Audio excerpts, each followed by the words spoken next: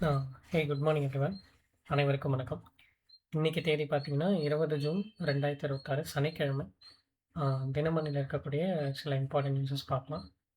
So headlines என்ன கொடுத்துருக்காங்கன்னா, மேகதாட்டு அணை கூடாது, பேரவையில் தீர்மானம் நிறைவேற்றம் அப்படின்னு ஒரு நியூஸ் கொடுத்துருக்காங்க.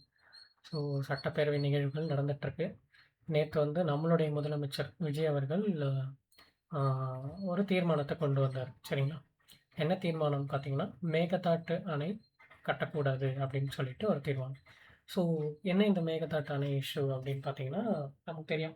கர்நாடகாவும் காவேரி காவேரி நதி வந்து கர்நாடகாவிலேருந்து தொடங்கி தமிழகம் வரைக்கும் அது பாஞ்சே ஓடுது இல்லையா?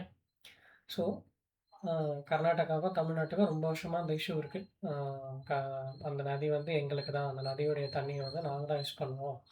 அதே மாதிரி உங்களுக்கு எப்போ நாங்கள் தண்ணி விடுவோம்னு பார்த்தீங்கன்னா, உபரி நீர். அதாவது கர்நாடகா அணை அந்த காவிரி அணை வந்து நிரம்பி, உபரி நீரை தான் வந்து இதுவரைக்கும் நம்மளுக்கு விட்டுட்டுருக்காங்க இல்லையா? ஸோ இது நிறைய இஷ்யூ வந்தது. நிறைய நிறைய டைம் ஆட்சியாளர்கள் வந்து டிஸ்கஸ் பண்ணி ஒரு நடுவர் மன்றமும் அமைச்சாங்க. காவிரி நடுவர் மன்றம்னு சொல்லிட்டு. ஓகே. அதே மாதிரி உச்சநீதிமன்றத்துலேயும் கேஸ்லாம் நடந்துச்சு. அது மாதிரி போயிட்டுருந்தது. ஸோ இப்போ என்ன ஆகுது அப்படின்னா, கர்நாடகா வந்து அவங்க ரொம்ப நாளா பிளான் பண்ணிட்டு இருக்கக்கூடிய ஒரு அணை. ஓகே. அதான் அந்த மேகதாட்டு அணை. அது என்ன அப்படின்னு பார்த்தீங்கன்னா, காவிரியோடைய காவிரி நீர் காவிரி நதியும், அதே மாரி கர்நாடகால இருக்கக்கூடிய அர்காவதி நதி. சரிங்களா? அர்காவதின்னு சொல்லக்கூடிய ஒரு நதியும் 2ம் இணையக்கூடிய, ஓகே, டீப்பா இணையக்கூடிய ஒரு இடத்துல தான் அவங்க வந்து அணை கட்டுறாங்க. ஓகே. அணை எதுக்கு கட்டுறாங்கன்னா, வாட்டர் ஸ்டோர் பண்ணி அவங்களுடைய தேவைக்கு மொத்தம் தேவைக்காக இது பண்றதுக்காக அவங்க வந்து அணை கட்டப் போறாங்க. சரிங்களா? ஸோ, அது மட்டும் இல்லாம, அ மேகதாட்டு அந்த அணை தான் வந்து மேகதாட்டு அணைன்னு சொல்றாங்க. ஸோ, மேகதாட்டு அணை பிளஸ் ஒரு hydro electric power plant. So, நமக்கு ஹைட்ரோ எலக்ட்ரிக் பவர் பிளான்ட் எப்படி ஒர்க் ஆகுதுன்னு தெரியும். ஏன்னா தண்ணி மூலியமா தான் நமக்கு வந்து அந்த பவர் பிளான்ட் வந்து ஒர்க் ஆகும் இல்லையா? ஸோ, கூடவே அந்த அடிஷனல் பவர் பிளான்ட்டும் கட்டினா அவங்களுக்கு இன்னும் பெனிஃபிட். தண்ணியும் கிடைக்குது, தண்ணி மூலியமா நமக்கு எலக்ட்ரிசிட்டியும் அப்படின்னும்போது, அவங்க அத யூஸ் பண்ண பார்க்குறாங்க. சரிங்களா? பட் இதுக்கு வந்து நம்ம தமிழகம் வந்து ரொம்ப காலமா எதிர்ப்பு தெரிவிச்சுட்டு இருக்கோம். நம்ம கேஸ் போட்டோம். நடுவர் மன்றம் சில தீர்ப்பு குடுத்தாங்க. இல்லையா? ஸோ இந்த மாரி இருக்கும்போது, இப்ப நம்மளுடைய தமிழக சட்டப்பேரவையில ஒரு தீர்மானம் நிறைவேற்றப்பட்டது. அணை வந்து கட்டக்கூடாது. அது வந்து அரசியலமைப்பு சட்டம் படியும், உச்சநீதிமன்ற தீர்ப்புக்கு படியும் எதிரானது அப்படின்னு சொல்லிட்டு ஒரு தீர்மானம் நிறைவேற்றப்பட்டது. சரிங்களா? இந்த தீர்மானத்துக்கு எல்லா கட்சிகளும் வந்து ஆதரவு தெரிவிச்சிருக்காங்க. ஓகே. அந்த அணையுடைய கொள்ளளவுன்னு பார்த்தீங்கன்னா, கிட்டத்தட்ட 66 டிஎம்சி ஸ்டோரேஜ். ஓகே. 66 டிஎம்சி ஸ்டோரேஜுக்கு அந்த அணை வந்து கட்டுறதா கர்நாடகா பிளான் பண்ணியிருக்காங்க. சரிங்களா? ஓகே. இதான் கான்செப்ட். ஸோ இதுக்கு வந்து கர்நாடக முதலமைச்சர் இப்போ ரீசென்ட்டா ஸ்வாப் பண்ணாங்க இல்லையா? டி.கே. சிவகுமார் அவர்கள். அவர் என்ன சொல்லியிருக்காருன்னா, "நான் இந்த தீர்மானத்த முழுசா படிக்கல. படிச்சுட்டு நான் என்னுடைய கருத்துக்கள நான் சொல்றேன்" அப்படின்னு சொல்லிட்டு சொல்லியிருக்காரு. ஓகே. ஸோ ஜஸ்ட் என்னன்றத தெரிஞ்சுக்கிட்டா போதும். ஓகே. ஓகே. ஸோ நெக்ஸ்ட்டு வந்தோம்னா, ஓகே. இங்க பார்த்தீங்கன்னா, சென்னை பச்சையப்பன் கல்லூரிக்கு இருபாலர் அந்தஸ்து. இது அவ்வளவா எனக்கு தேவையில்ல. பட் ஜஸ்ட்டு பச்சைப்பாஸ் காலேஜ் வந்து ஒரு என்ன சொல்றது, ரொம்ப நாளா இருக்கிறதுனால நம்ம அத பார்க்குறோம். ஸோ என்னன்னா, பச்சைப்பாஸ் கல்லூரி வந்து பாய்ஸ் காலேஜா இருந்துச்சு இல்லையா? ஸோ இப்போ வந்து அத கோ எஜுகேஷனா மாத்தலாம் அப்படின்னு சொல்லிட்டு, ஆ ஆ ஐ மீன் இளங்கலையிலயும் வந்து கோ எஜுகேஷனா பண்ணணும் அப்படின்னு சொல்லிட்டு, ஒரு அரசாணை வந்து வெளியிட்டிருக்காங்க. சரிங்களா? ஸோ 184 ஆண்டுகால பயணத்தில இது ஒரு புதிய அத்தியாயமா இருக்கு. ஓகே. சரி. அடுத்து வந்தோம்னா, லோக்கல் நியூஸ ஸ்கிப் பண்ணிக்கலாம். ஸோ ஃபுல்லா சட்டப்பேரவை நிகழ்வுகள் தான் இன்னைக்கு இருந்துச்சு. ஃபுல்லா நியூஸ் பேப்பர்ல. இன்னைக்கு எடிட்டோரியல் பார்க்கும்போது, தமிழக வெற்றிக் கழகத்துடைய அந்த அந்த ஆட்சி பெரும்பான்மை அத பத்தி குடுத்துருக்காங்க. ஓகே. ஸோ நமக்கு அவ்வளோ தேவையில்ல. அதே மாரி பார்த்தீங்கன்னா, நம்மளுடைய குடியரசு துணைத் தலைவர் சிபி ராதாகிருஷ்ணன் அவர்கள் ஒரு ஆர்டிக்கல் எழுதியிருக்காரு. என்னன்னா, யோகா பத்தி, யோகா கலை பத்தி. ஸோ இது உங்களுக்கு ஜஸ்ட் டைம் இருந்தா படிச்சு பாருங்க. இதில சில ஹிஸ்டாரிக்கல் ஈவெண்ட்ஸ அவர் மென்ஷன் பண்ணுவார் எப்பவுமே. ஓகே. ஸோ அவருடைய ஆர்டிக்கல் எப்பவுமே கொஞ்சம் இன் டெப்த்தா இருக்கும். ஓகே.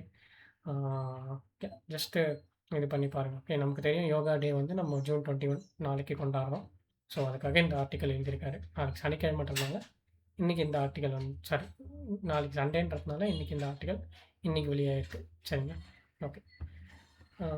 ஸோ நெக்ஸ்ட் என்னன்னா, ஸ்ட்ரெயிட்டா சட்டப்பேரவை நிகழ்வுகள் தான். ஸோ சட்டப்பேரவை நிகழ்வுகள்ல ஐ மீன் ஒரு விவாதம் போயிட்டுருக்கு. அத பத்தி தான் ஃபுல்லா குடுத்துருக்காங்க.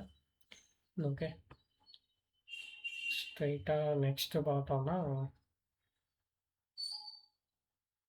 ஓகே. இங்க பார்த்தீங்கன்னா, டெலகிராம் மீதான தற்காலிக தடை நியாயமானது. டெல்லி உயர்நீதிமன்றம் தீர்ப்பு அப்படின்னு குடுத்துருக்காங்க.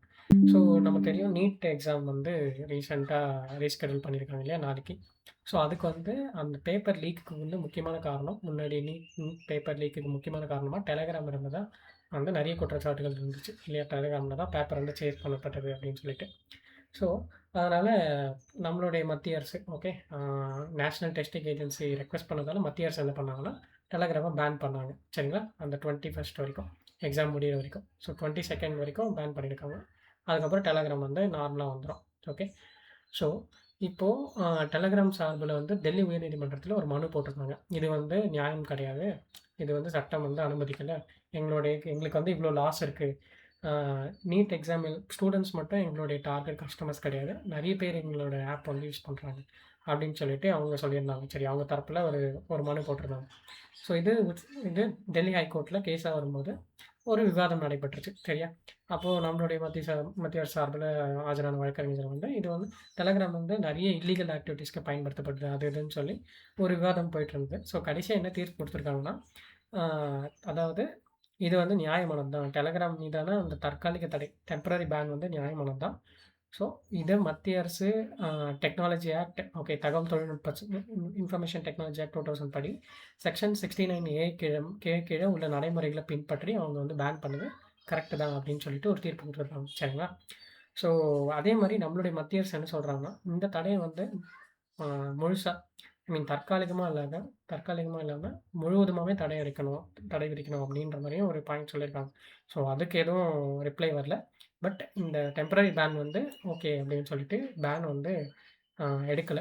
சரிங்களா? ஸோ, நமக்கு என்ன தேவைன்னா, எக்ஸாம் பாயிண்ட் ஆஃப் வியூல எந்த ஆக்ட் கீழ இத வந்து பேன் பண்ணியிருக்காங்கன்றத மட்டும் பார்த்துக்கிட்டா போதும். ஓகே.